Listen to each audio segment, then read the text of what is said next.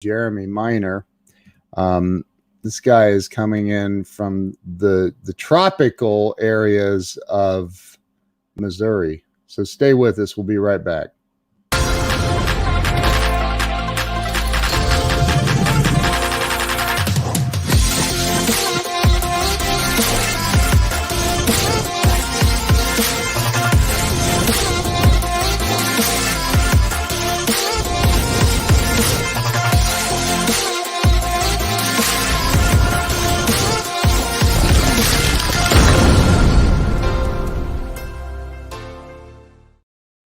And here we are.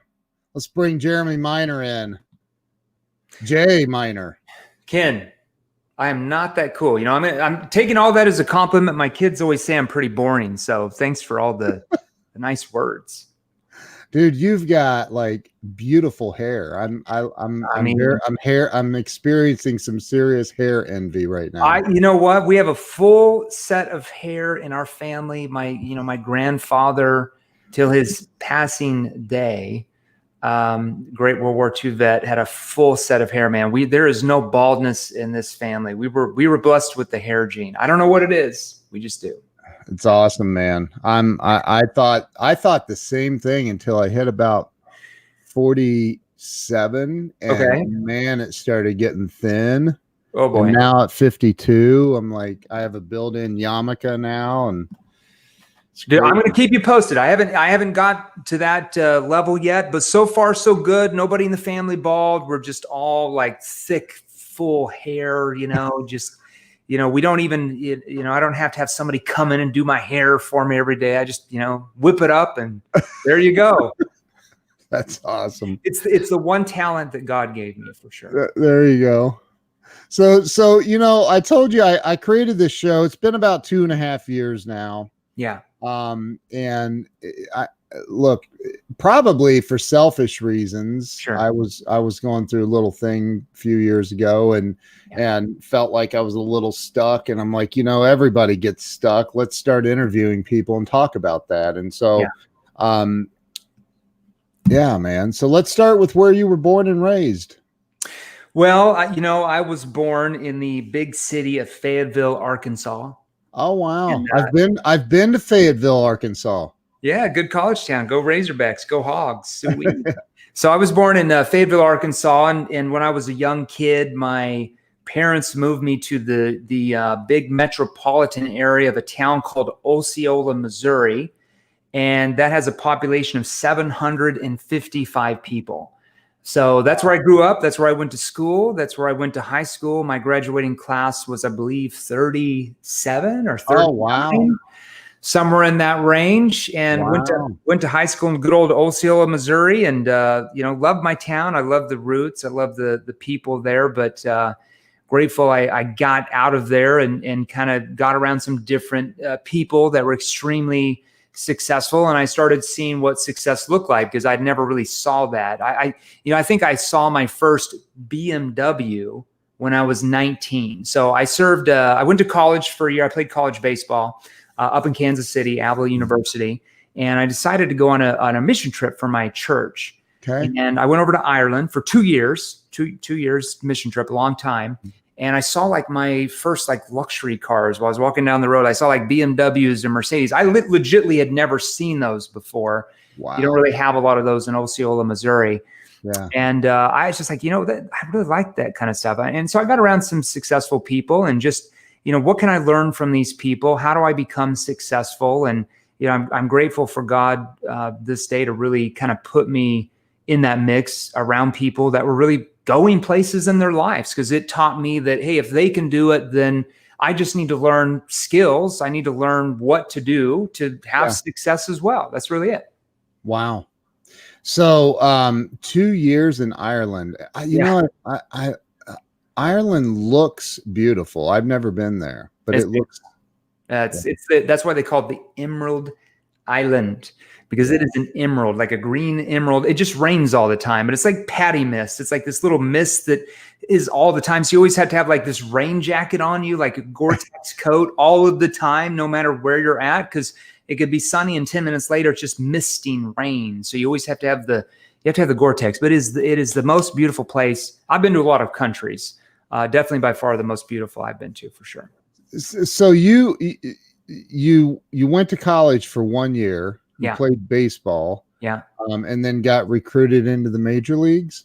I did. I actually got, the funny story, I was actually close. I know maybe everybody says that. I know I didn't say like, oh, I hurt my knee and I didn't make it. I know everybody says that, but I did get invited to tryouts for the Philadelphia Phillies, the Arizona Diamondbacks. I mean, this is a long time ago. This is like 1997, 1998, somewhere in that range. I'm old now. And also the Atlanta Braves. But this was right after high school, but I never went to those tryouts because I was scared that if I didn't make it, that it would make me look very bad to my college coach, because I had a full ride to, and it's just a Division II school, but I was really, really good, especially for a D2 school. And I, to this day, that's probably one of the biggest regrets I have, is I just didn't go and try out, because you never know what could happen or the connections you made. And I let fear hold me back from actually seeing if I could actually make it. And that's okay. It wasn't part of my path. So I'm grateful for that, but that just shows you what fear can do to hold you back, for sure.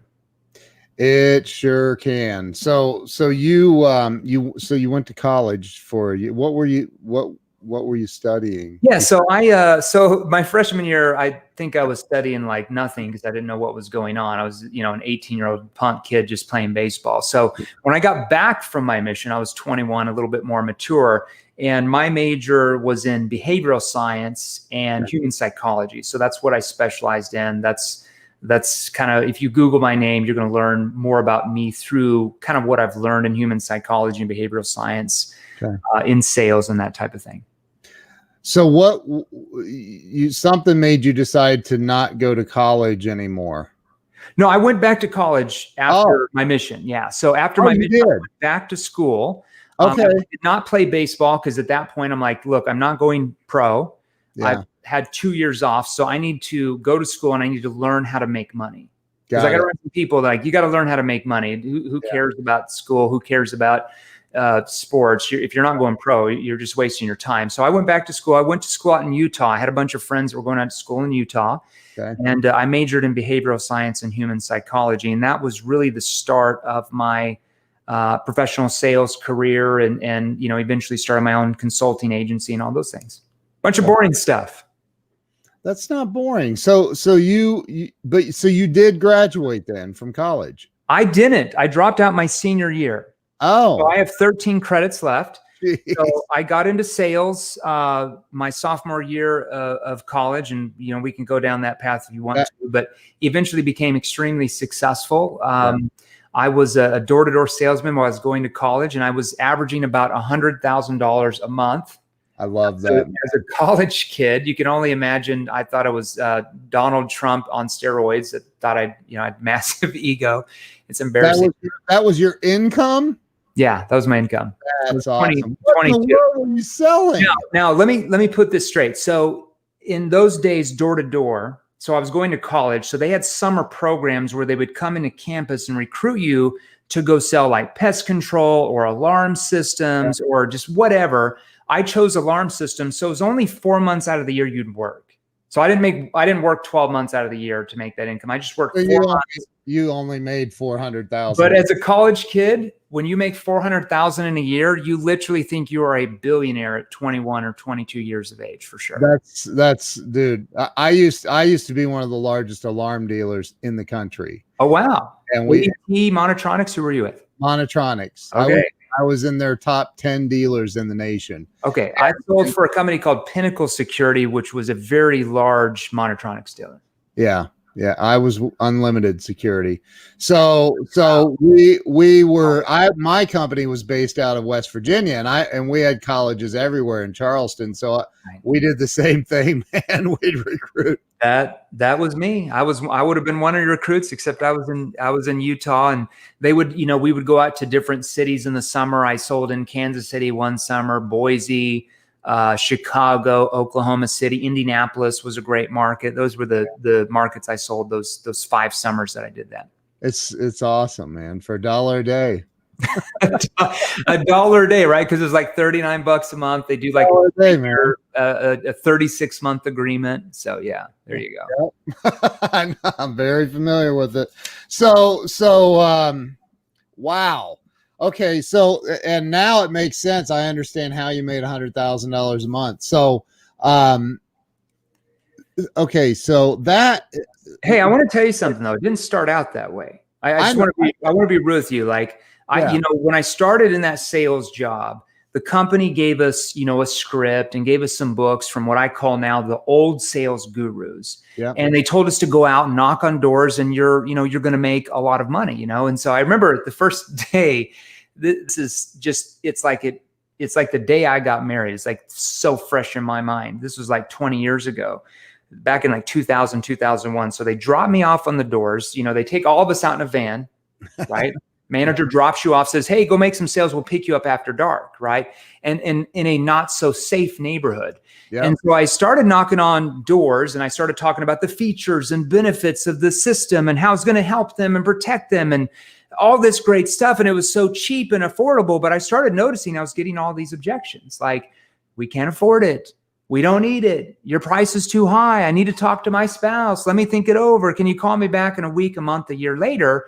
And I got to a point after probably about 6 weeks of that with barely making any sales. I just want to be real with you. Okay. I didn't make $100,000 the first month. That I thought, maybe selling wasn't for me, And I remember one night specifically, my manager was Kimberly from Kansas City. Hey, Kimberly. So I was sitting on a curb and the manager's about to pick me up. And I remember crying because I was this 21-year-old kid. Actually about 22 then. I just got married. Okay. My new wife was pregnant. And I'm like, how am I going to pay the rent? Like I had to be a grown-up very, very quickly here. Okay. Not going to frat parties, didn't do anything like that. Like I'm a grown-up now. I have a kid coming on the way. Okay. And I barely made any money because usually, it's straight commission. And I remember the manager, when I got into that car that day, popped in a Tony Robbins CD that actually changed my life, the personal development guru. Yeah. And Tony said something, and I might be butchering this, but he said something like most people fail in life because they don't learn the right skills necessary to succeed. They don't learn the right skills. And that struck a chord to me because I'm like, wait a minute. And he goes on to say that everybody is taught skills. Everybody's taught skills. No matter what you do, you're taught skills. But he said people that fail are the ones who are not taught the right ones. And so I started thinking in my mind, it was like a light bulb went off in my head that maybe what I was being trained by the company and what like I said, I call the old sales gurus, maybe they just weren't the right skills. Maybe they were outdated and just didn't work very well anymore because that had never occurred to me that could even be the case. Right. So that's kind of where my story started there. So you, and here's what's interesting. Yeah. You take a van full of college kids and you drop them off. And the reason you drop them off in these areas is typically because these areas had recently been in the newspaper for a lot of crime. or they're just crime infested all the time. Yeah. It's more like a brand new subdivision and they get new stuff. There's the different markets. And, I was selling and I would use a lot of these skills from the gurus that I would call them. And I would notice that, some of their techniques would work and I would make some sales, but I also noticed a lot of what they trained didn't really work at all. Right. When I used it, I would actually lose sales. And so at that time I was going to college, like I was telling you about. My major was behavioral science with a minor in human psychology. And I was learning from my professors, this way is, this way over here. We can talk about that in a second. This way is the most persuasive way to communicate. This is why people buy, to think more like a buyer rather than a seller. But I noticed that what my professors were teaching me about the most persuasive way to communicate was completely at odds with what all the sales gurus were teaching. And that was like a big dilemma in my mind. Like, who do I go with?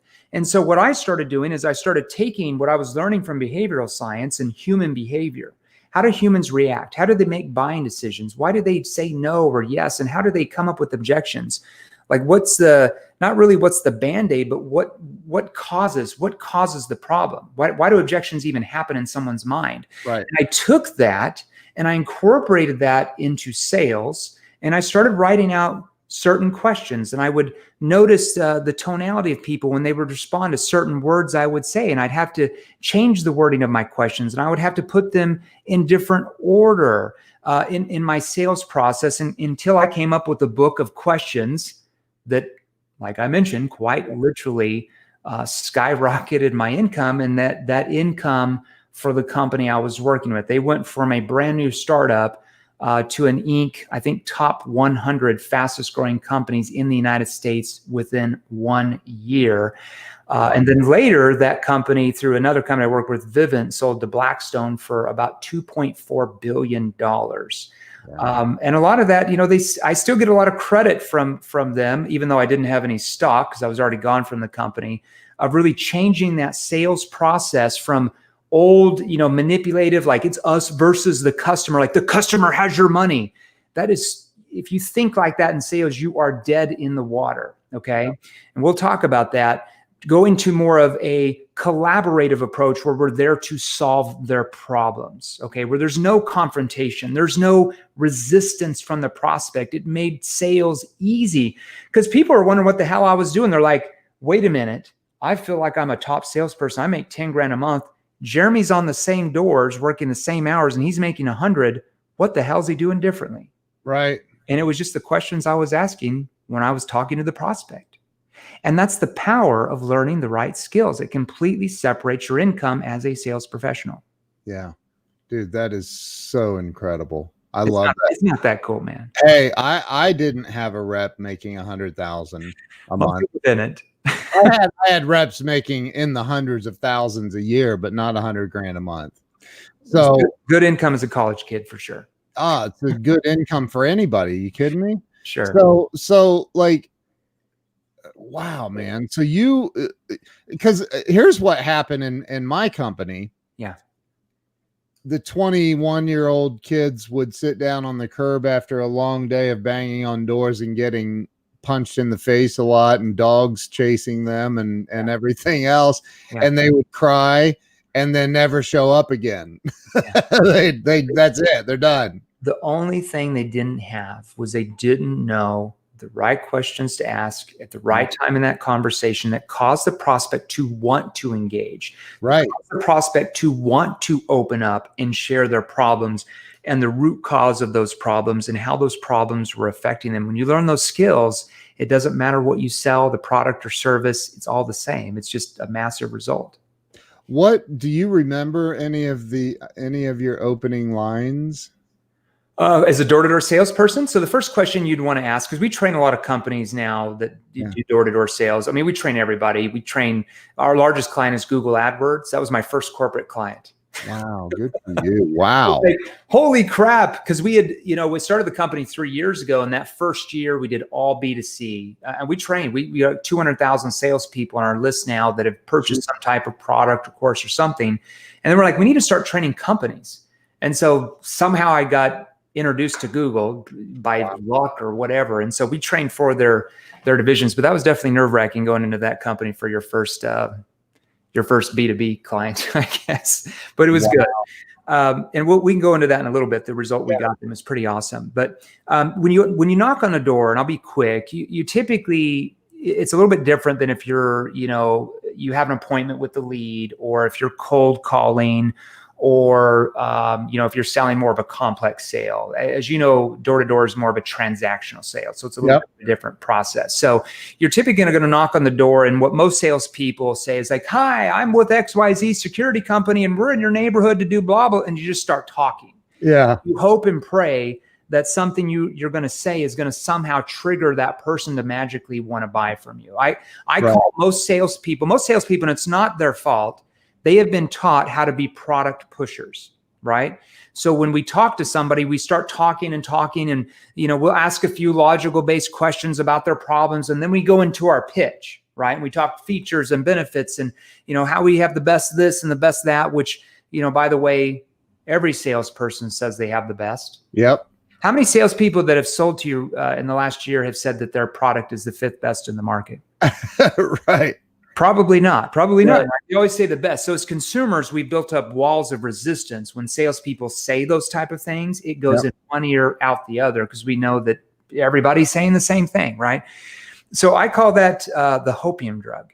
Yeah. Those salespeople on where they hope and pray that something they're going to say is going to trigger that person to magically want to buy from them. And it's such a hard and unpredictable way to make a living. So opening line is you're simply knocking on the door, if you do door to door, and just say, are you the, and you almost act confused. I know this sounds kind of weird, but when I was a door to door salesman, a lot of the people that were in my company, other companies, I noticed they wear nice fancy watches and gold change and just looking sharp and everything. I wore a pair of khaki shorts, the company polo, it was either white or blue or orange or whatever. I would wear I called them old man white New Balance shoes that were scruffed up where I looked like a dork. I would wear glasses with tape on the side. I'm not kidding you. Wow. I wore a tape measure and I wore a construction vest over that, an orange construction vest. Okay. Wow. So I look like a dork. But you know what that does with your prospects? Now, you can't do this in a B2B sale, but deflates them, man. They're less resistance. Yeah, it takes down all of it. Takes the resistance down because they're used to going onto a car dealership and everybody's fancy and trying to pressure them and sell them. So you want to create less resistance. So anything I can do to tear down those walls before I even start talking to them, I'm going to do, because everybody looks official in a like a little orange vest. Right. Yeah. You respect those people, and the tape measure for sure. And the glasses make you look smart. And I would just say, what's the tape measure for? Well, I would use it because once they let me in the house, I would measure out where their security panel was going to go for them. Got it. Okay. I mean, that's what I did. I would measure their windows, and it's official here, guys. So you simply say in kind of a stuttered, slow voice, you just say, are you the homeowner here? Like confused and like, yeah, I'm the homeowner. Oh, okay. The tree that you have over there, do you plan on keeping that there for maybe the next, 12 to 24 months or so? And people, you would be shocked, but people are like, yeah, we're going to keep that tree there. And they just go right into it. And I would ask several questions, and I had this clipboard, like I was like a utility powerman guy. I had this clipboard, and I would have the survey that I would write down their answers for it.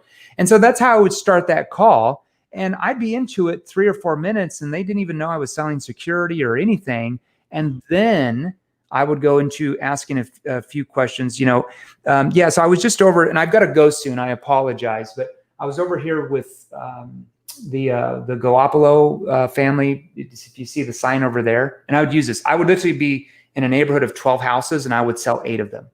Like literally everybody had the security system, and they were all friends and happy, and it was just awesome. And so I'd be like, the Galopolos over there, if you see their sign, I had them put their sign over there. And then I would go into how we're going to give them an alarm system at no cost for advertising for us, and that we were going to have salespeople in their neighborhood in about 4 months selling these alarm systems and blah, blah, blah, blah, blah. And I would pretty much almost sell, I would say 70% of the people I talked to, and it was whether did they just pass the credit check or not. That's it. That's how I did the alarms back in the day. 600 or higher. 580 actually. 580 was I think we were like 600 or 625 and above or something. But anyways, that's a long time ago. Yep. Wow, man, that's brilliant. I love it. I absolutely love it. So you how long now did this? I know at least one summer. How long did you do it? How many? I did it for 5 summers. Yeah, I did it. Really? I did it for 5 summers. And at that point, the company, I was working with a company that's now called Vivint. They were called Apex Alarm there. They were the largest dealer in state of Utah, which I have a Vivint system. I do too now. I love Vivint. Now, I wish, if I had stayed with Vivint about another 4 years and had shares with the company, I would have made about $10 million from that, but that's okay. It's all right. It's okay. They always tease me about that. Yeah. So I was with Vivint for 5 years, and I just, I got to a point where I was like, I don't want to do this anymore. I want to, even at that time, this was like 2005, 2006. I knew that I wanted to train salespeople because I was training all their salespeople. We had thousands of salespeople. I was training, selling. I was a regional manager there. And I knew, I was like, you know what, I'm going to have to bite the curve and figure this out. I want to sell in other industries. So I have experience to say, hey, I've sold in several industries. I didn't just sell door to door. Right. So that's when I got into selling debt relief services. Yep. And within 2 years of that, my income shot up to 1.3 million a year in commissions. So I got paid like a 10% commission. This was like 2006, 2007, in that range. Yeah. And if you guys remember when the economy was going crazy, the Great Recession, 2008, 2009, I jumped into an industry that was selling what they call high ticket marketing conferences. So these were how to market SEO, how to market, I think back in those days, YouTube. It was like this new thing, right? And so we were selling packages for like 30 to 50 grand. It was a new industry. I wanted to try it out. And that year, the year of the recession, when salespeople's incomes were getting slashed, people were getting fired because they couldn't sell, so hard to sell. That year, I made 2.4 million in straight commission. Good. And so everybody's like, what are you doing? Because like their highest salesperson in the industry made about 400 grand a year. And they're like, you're getting the same leads. You're not working any more than anybody else. And actually, you're working less. How the hell are you doing it? And it's because I knew the right questions to ask to really help that person uncover their intrinsic why, and really the why behind they were looking to possibly change, and what the problem was doing to them more emotionally, more on the feeling side. There's a lot more to that, but that's kind of the story. So do you find that, because there's a little book that nobody's ever even heard of this guy. He's out of Australia, does network marketing training, sales training. Okay. And his book, little tiny book, is called Questions Are the Answers. I've not heard of it. I will order it though. I don't even know if you can get it on Amazon. Okay. Like you couldn't for the longest time. But anyway, I've always thought, because I've done sales training. Obviously, I've had thousands of salespeople work for me. But I think that's the number one. And I've said this forever, man. The number one problem with salespeople is they go into what you just said a little bit ago, features and benefits. And that's what's going to sell it. And it's not. It's the questions and getting the customer to tell you why they need your product. You hit it right on the head. You're getting them to tell you why they need the product, but more importantly, they're telling themselves why they need the product. Now, what we train salespeople on is how to become what we call problem finders and problem solvers. Okay, you can read any book out there. I've got tons of books in here on sales, and it's going to say you need to be great at problem solving, of course. But if they don't buy from you, you can't really solve their problems. You have to become even better in our day and age at problem finding. And what does that mean? That means asking the right questions at the right time in your sales conversations when you're talking to a prospect that help that person find what their real problems actually are. Because I hate to say it, most of your prospects don't even know they have a problem. Or if they do know they have a problem, they don't even know how bad the problem is, or the consequences if they don't do anything to solve the problem. So you have to ask the right questions at the right time that help them find the problem in their own mind, that gets them to want to engage and be open to what you're offering. When you learn how to do that, sales becomes simple.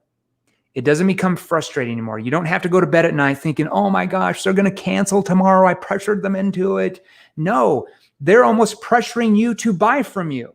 Like they're chasing you at that point. You don't have to worry about cancellations. You don't have to worry about buyer's remorse, because they have persuaded themselves that they want what you're offering. You have become what I call the trusted authority in their mind.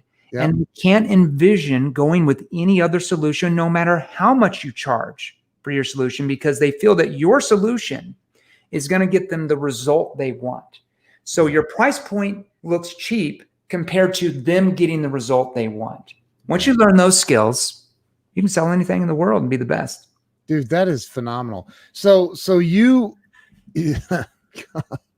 this is actually mind-blowing. Excuse me, do you have a book? Well, I've got plenty of books. So in our company, we're a corporate sales training company. We train obviously a lot of salespeople, but we have manuals. So we have not published these yet for specific reasons. We are looking into that though. So we will be publishing. We just haven't decided for self-publishing yet, or what we're actually going to do. But we have several manuals. We have a virtual training course with a company called Lightspeed VT. Bradley, I think you might have heard of Bradley. Good friend of mine now. But all of our training content is in his virtual training platform, along with manuals and scripts and everything that we do for salespeople. That's awesome. That is completely awesome. Do you find that the questions, how do I word this? There's a bunch of different industries, obviously, right? Yeah. So do the questions change? Do you feel like they change, or are there like 4 basic emotions that you're looking for? What is there? Well, so in our sales training company, the reason why we can train any industry and any product and service, because a lot of trainers can only train insurance because that's all they sold was insurance, or they can only train cars because that's what they sold, or they can only train real estate because that's what they sold. So ours is all structured into a 5-step system. Okay, so we teach salespeople first how to ask what are called connecting questions. Okay. And connecting questions allow the person to really take the focus off you, the salesperson. It puts the focus on them. Connecting questions help them emotionally want to engage in a 2-way conversation to see if you can help them. We then teach salespeople how to ask what are called situation questions. And these help you find out what that prospect's present situation actually is. How are they there where they're at right now? Right. Okay? Then we ask what are called problem awareness questions. Those open the emotional door to finding out what their problems are, the root cause of the problem, like how it started, and how the problem's affecting them. That's when emotions start to come out, okay, which we can go into later. We then ask what are called solution awareness questions, which help them involve them in their ideas, which strengthens the benefits of them wanting to solve the problem they just told themselves they had. And then we're going to learn to ask what are called consequence questions that help them question their way of thinking and explore the consequences of them not solving the actual problem. Then we're going to transition, and we're going to go into how what we do helps them solve the problems they just said they had. And then we're going to ask what are called commitment questions. I don't like the word closing. I hate the word closing. I see everybody's like, we got this course called the outbound closer, and the inside closer, and the inbound closer, and the upside down closer, and the sideway closer. And everybody's thinking about closing, and they're only focused on their agenda of them wanting to make money. I hate that. It's like my pet peeve. Yeah. We ask what are called commitment questions that commit them to move forward and take the logical next step to actually solve their problems, and do that with your solution. So it's a staged question process. And in our training course, it teaches them how to write out their questions for their individual industries. So you're not teaching people how to be the best closer in the world. I'm teaching them how to be the best problem finder. I love that, man. And when they become the best problem finder, they'll blow out anybody who's a closer. Yeah. Dude, I love that, man. So you currently are in, I know you're in Kansas, or Missouri, rather. I mean, you're offending me, man, by saying Kansas. Well, Kansas City's on both sides. My grandfather's buried out there in Independence. I know.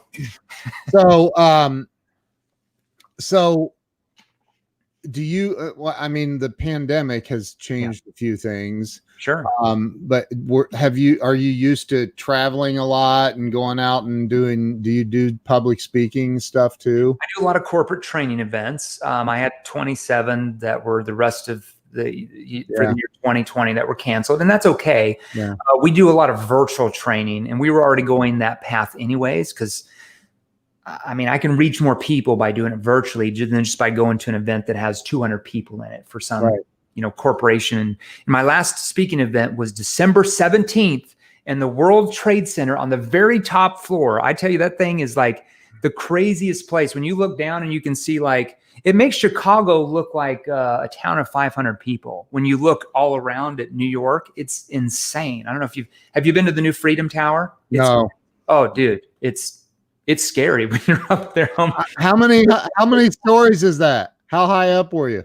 I don't even know. I don't know, 100? 100 and some. I'm not sure, 140. I don't remember. I mean, it's obviously the security is really strict. When you go through there, it takes like 30 minutes to even get in, which is understandable. But yeah, right. It was a crazy thing. That was my last speaking engagement. But yeah, everything's been canceled for this year, and I'm okay with it because I love doing stuff virtually. And this is my home office. I mean, we're sitting here talking in my home office studio. I run a podcast in here now, and I just love it. I love hanging out and with the kids and just chilling, And you've got that awesome Yeti mic hanging there. Yeah, you got to have the Yeti. You can't be official without the Yeti, Dude, I'm with you. See, right. So let me make a comment about what you just said, if you're open to that. Yeah. Here's what, whoever's on here, like, a lot of people say, well, I don't sell anything. I'm not a salesperson, but here's what I want each of you to understand. We are all in sales now. Yep. It does not matter what you do. Everybody is out there every day with anything, trying to influence, convince, and persuade others. Okay. I call that non-sales selling, where you might not even have a sales job where you get paid a commission, but you're still trying to influence and persuade, right? I'll give you a few examples. Let's say that you're an entrepreneur, you're a business owner, and you're trying to get your employees to buy into your vision of where you want to go, where you're trying to persuade, influence, and move others, right? You're in the business of moving others. If you're an attorney trying to convince the judge that your client is innocent, you're trying to persuade, influence, and move others. If you're a politician, we have all this politics crap. My friends always battle each other. I'm more in the middle. I'm just watching everybody from the sides, trying to stay out of trouble. I never comment about politics. But if you're a politician trying to get people to vote for you, you are trying to influence, convince, and move others. Heck, if you're an employee trying to convince your boss to give you a pay raise, you are trying to persuade, influence, and convince others. So it doesn't matter what you sell or what you do. Learning communication skills and persuasion skills, you really have to have if you want to go anywhere in your life, 100%. Wow. And here's what I see, that in times where the economy is moving, like the last 4 or 5 years, it's just been really going up, especially the last 3 years. It's like been going on steroids with the economic data that we have. Yeah. It's easier to sell in times of economic expansion. Okay. But in times of economic contraction, we're about to experience now. We really haven't experienced it that bad yet. Every shortcoming you, the salesperson or business owner, has with your sales teams will only be magnified and will result in lost sales for you and your company. You have to learn the right skills if you want to learn how to be able to sell to today's cautious, skeptical buyer. Companies are cutting budgets like crazy right now. People are restricting where their money's going. You have to learn the right skills if you really want to succeed in the next 12 months. That's true, man. So true. I saw that Jerry Acuff is watching, or he was at least. I don't know if you know him. I love Jerry. Yeah, he was just on my podcast about 3 weeks ago. Jerry's awesome. I love Jerry. He's such a good dude. He's a great dude. He is, and wise, man. He's wise. I'm learning from him. Yeah. So, man, I love everything that you're saying and doing. Very kind. I really wish you had a book. No, we keep all of our books in our training. We're just I love it. But what you're saying is so true, and it's along the lines that, because the 3-day rescission, everybody that's in sales is familiar with the 3-day rescission law.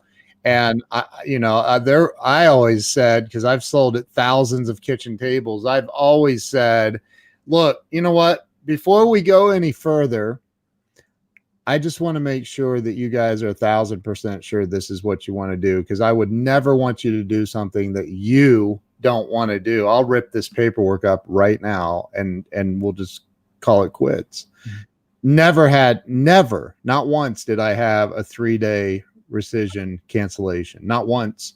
I like it. And so, and it's because I made sure, and again, what you're saying with the questions, man, that is so, it's it's gold. There's a methodology behind that. It's my behavioral science background. So we call those neuro-emotional persuasion questions, NEPQ. Yeah. Neuro-emotional persuasion questions. So I took what I learned in neuroscience, behavioral science, Joe Ingram, NEPQ, baby. Yeah. There you go. And incorporated that into sales. And that's really why my sales career took off compared to other people around me, and really why salespeople that go through our training get massive results. Just in the first quarter, when we trained Google's 4 divisions, we got them a 244% uplift. Wow. Now, let me tell you something. When they saw that, they went through their KPIs about 7 times. And I didn't know this, but when they met us, they didn't believe it. They're like, there's no way this is possible for us. Okay. You know how many tens of millions of dollars that is for those 4 divisions? I mean, you're talking about a massive company. Yeah. So their previous company that they've trained them for the last 12 years is the largest sales training company in the world. They've been around since 1969. They are a massive company. And what they did, and we didn't even know this at the time because they were just testing me, like, who's this new kid? Like, what does he know? So they were taking those 4 divisions we were training. There was about 75 to 100 people in each one, so about 400 reps. We got 200 of them, which I thought was just all 200. But at the same time, they were split testing the other 200 with this other company they've always used. Guess what type of results those 200 salespeople got in those 3 months? They were negative 11%. They actually got worse. It's all the right skills. Because some people be like, oh, sales training is just sales training. No, it's not. No. Sales training can be completely different. If you don't know the right questions to ask at the right time to get that prospect to want to engage with you, to be open to you, to want to conversate and have that conversation, you are a dead fish in 2020. And it's only going to get worse. Totally agree. Here's a great question that Charles Coachman just asked. Do you do this for individual salespeople? Is your training available for individuals?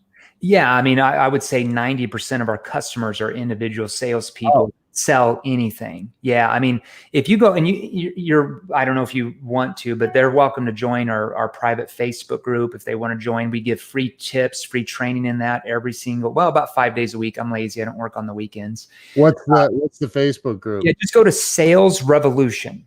So it's a new one that I just started specifically for people on podcasts, and it's called Sales Revolution. If you look up Sales Revolution, you'll see like the purple colors. That's me, Jeremy Miner, and my business partner, Jackie Yvette. And you can hop in there, join that group, send us an invite. We're opening that up here in about a week, I think. We're opening that up to the general public. So we haven't let anybody in yet. Got a lot of people on the waiting list, which is cool. On Sales Revolution. Yeah. Did you find it? No, I haven't looked. I haven't popped up on the screen, but Yes. Is there a website if somebody wanted to go buy your Sure. Yeah. So all they need to go through, before you buy anything, go through our website, see if it fits into what you're looking for. Okay. Maybe I'm just not that cool, and hair and everything. Maybe you want somebody who has different hair. I don't care. You do, however, vacation is very exotic. Everybody makes fun of me about my hair, man. I love your hair, man. I'm just gonna buzz it. I'm going Lance Armstrong. Did you wake up like that? Yeah, I mean, I have to have people come in and do my hair every day. I'm going Lance Armstrong, man. I'm just buzzing it. I'm going to buzz it after today. I love it. So if you go to our company website, it's www.7th. So it's the number 7, TH level, like a level. So the number 7, TH level, LEVEL, HQ.com. So 7th level HQ.com. If you go there, you can just opt in. I think we just put in a free 30-minute training where your people can opt in, see if it resonates with them, our methodology. And they can always schedule a call with one of our account executives where they can go through the platform, see if it fits into what they're looking for sure. So the private Facebook group. They can do both. Yeah, they can go to the private Facebook group, Sales Revolution. That'll open in a week for them. So if they go ahead and send us a request, we'll open that up for them in a week where they can join. And they can go to 7thlevelhq.com. There's a free 30-minute training in there about our methodology. They opt in for to see if it, like I said, if it resonates with them. And if it does, they can always learn more for sure. What if the person requesting is really cool like me, and do I get in early? I'm just kidding. No. We're going to give you the manager special, Ken. let me call my manager. I always used to hate that technique. So I know. People still do that. Like, that really works. This guy, we have stories, I'm sure, but I had to do that with a window company I sold for. I was a number one rep, but it sucked. I hated it. So cheesy. I mean, the buyer knows exactly what you're. I mean, it just triggers more resistance where they don't trust you. That's all it does. I know, it's crazy. So 7thlevelhq.com. And the Sales Revolution private Facebook group, you can send a request to join. And my wife said you need to get a book out as a marketing tool. I agree with her. We're working on it. I've already got 3 books written. They're just, we keep them in private, make everybody want them. You're the best kept secret in the world. I love it. I know. There you go. We're getting up there. So let me ask you this question, because I'm known as the king of live streaming. I've done 2,200 or so live streams. That's a lot of live streams. I've done a lot of them. Grant Cardone trained me, and he's a buddy of mine, and love it. He taught me a lot of stuff. I love Grant's motivational stuff. He's incredible. So I've done a lot of live streams. Last night I did one, and it was about my course, talking about my course for live streaming training.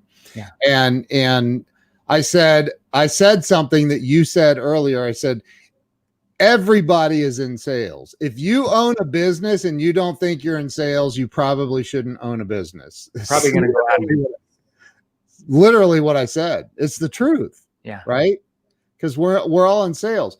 Yeah. What do you think, though, holds people back? What do you think the number one thing is that keeps people stuck and not take? Because I've been out and knocked on doors, and I don't know if you ever had this happen, but I've had those days where it's like, dude, I'm not knocking on any doors on this street. It's not happening. I'm not going to do it. I'm going to tell you something that is going to be completely opposite of probably what everybody has ever told you when you've asked that question on these live streams. Yeah. I'm not going to say anything about your motivation or, you need to start really having the right mindset. Let me tell you something. When the prospect opens the door, when the prospect answers the phone, all that motivation and personal development goes out the window if you don't know the right questions to ask at the right time that's going to cause that prospect to want to engage with you. It doesn't matter how motivated you are. It doesn't matter if you listen to Tony Robbins 12 hours a day or Grant Cardone. All of it goes out the window if you don't know the right skills. When you learn the right skills, what do you think that does to your confidence? It's up here. Yeah. Okay? Your confidence will only be there if you know specifically what to do on every single sales call. And almost every single company, even large ones that we train, their salespeople read a script and wing it. They wing it and they play the numbers game. I hate that term, the numbers game. It's only a numbers game because of the way you are communicating with your prospect. You are forcing them. When I hear this thing, I'm completely contrary to what anything you might have heard. When I hear buyers are liars, it just ekes me. Buyers only lie to you because of the way you're communicating to them. That's forcing them to lie because they don't trust you. So you got to get rid of that. And if you don't make a sale, you have to look at yourself and say, what did I not ask? What did I not say? What did I say that triggered them to not want to go with us? And once you learn how to do that and you can self-analyze and you learn the right questions, you'll be the top salesperson in anything you do. Motivation is great, but it all goes out the window when they open that door, pick up that phone, and you have to perform. God, that's freaking awesome, man. That's awesome.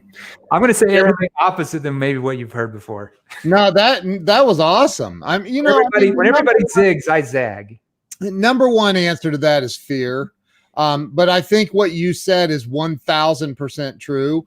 You're going to have fear and you're going to have seller's remorse, I call it, if you don't have the skills. You only have fear if you don't know what to ask, if you don't know what to do. if you know exactly what to ask and do to control that conversation and will them any way you want them to, you really don't have any fear. Selling is really easy for you. It's like getting out there and just going on a Monday morning jog. I mean, it's not hard. Dude, wow. Jeremy, you rock, dude. Thank you. I appreciate you taking the time. You're too kind. I know that you are on a tight schedule, so I don't want to keep you, man. Thank you for coming on and sharing your wisdom. Everybody, go to seventhlevelhq.com. You said there's a little opt-in thing for some free training. See if it, see if it fits into what you're looking for. I mean, maybe I'm stupid, all these things I'm saying. You're far from stupid. Hey, hang on. I'm going to end this. Jeremy, thank you, man. Thank you. I really appreciate it. Ken, it was a pleasure being on here. I've heard a lot of great things about you. Mostly great things. I'm just kidding. I'm just kidding. I always like to say that. Oh, hey, we all have haters, man. I know, right? No, so it's I enjoyed being on here. Anytime you want to have me on here, I would love the opportunity to be on here. I could probably stay on here about 5 hours and talk to you today, but we're going on a staycation.